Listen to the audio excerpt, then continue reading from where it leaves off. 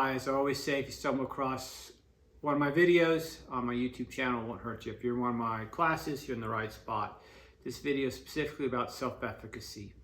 And so I'm going to tell you what it is, what comes before it, what comes after it, and then how it kind of loops a little bit, and then what conditions does efficacy, when is efficacy most efficacious, right? So self-efficacy, I've done this for so long. When I first heard about it a million years ago, it's just situation-specific confidence. That's it. So what level of confidence do I have to get something done, this task, under these conditions, right now or in the future? But usually it's efficacy is about something that's not 10 years from now, right?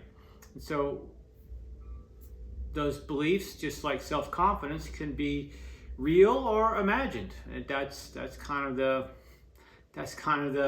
fun part of it, right? I don't have to really have the abilities. It's just my thoughts on do I have those abilities, right? And so what comes before it to lead to afterwards is a great value.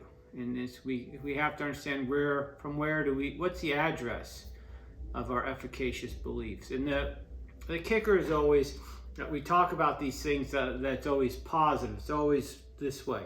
I can have beliefs that I can't do things as well, right? It's not always a go. All right, so there's 4 general things that come before, and there's a list. That list has grown over time. There might be 6 things, but the general list is my past, vicarious experiences, so that is seeing other people do it, hair in the air, cat hair. 3 is social persuasion, somebody tell me I can do it. And 4 is this thing called like my physiological affective state, right? If I'm, how do I feel, right? And so if I feel my stomach hurts, right, that's usually a sign that I don't have efficacy, right? If my stomach hurts. So I've got that. Those things lead to how efficacious we can be. And then it leads to achievement-related outcomes. What are those outcomes? The standard ones: the actual behavior that I engage in, the difficulty of that behavior, how long I do it, and for how much effort I give in that behavior. And then we have those things surrounding achievement-motivated behaviors: effort, persistence, task choice, the emotions, my affect, and then my thoughts, right? And so efficacy works best, an efficacy questionnaire will work best in a novel situation or in a challenging situation, not in the normal day-to-day, right? So why is that? Well, because my past, and I won't talk about it forever, the notion we have motivational people in this world, they'll say, your past matters. Then the next one will say, in the next sentence will say, it doesn't matter because we can always overcome our past. That's probably true, but our past really does matter, right? And so get up, make a tea, right over there again, hit the weights in our living room. There's no efficacious questionnaire needed. 0. No efficacy thoughts. It's routine. My past jumps over my beliefs right to the actual behavior, right? I don't need to model another 3-year-old, I'm almost 53, to watch a show, to see somebody do it on YouTube. I don't need my wife or my son or a family member or my grandsons to call me and tell me I can do it.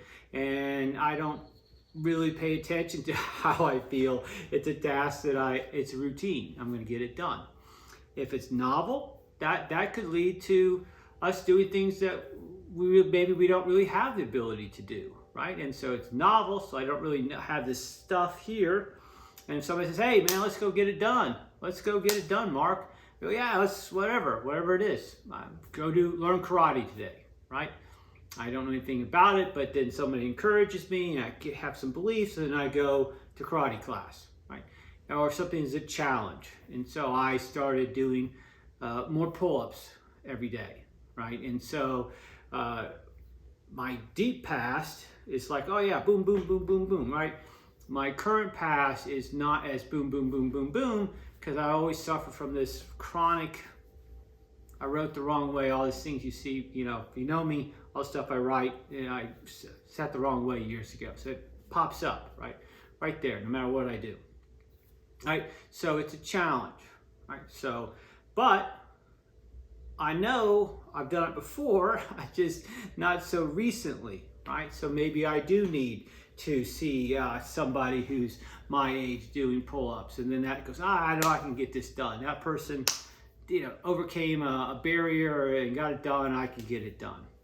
And so I have something, I believe something, then if I do something, and then it should mean that doing something becomes my now immediate past, right? And if that's a good thing, then that's even better, because then the loop, it's not a loop, I guess, it runs this way, goes this way and back and keeps going, right? So if I break the task, if it's a challenge, if I break that task down to something that I can actually achieve, even though it's a challenge, right? Then I can really make something happen, right? So my pull-up example, and then we'll wrap this up, is simple. I can do pull-ups.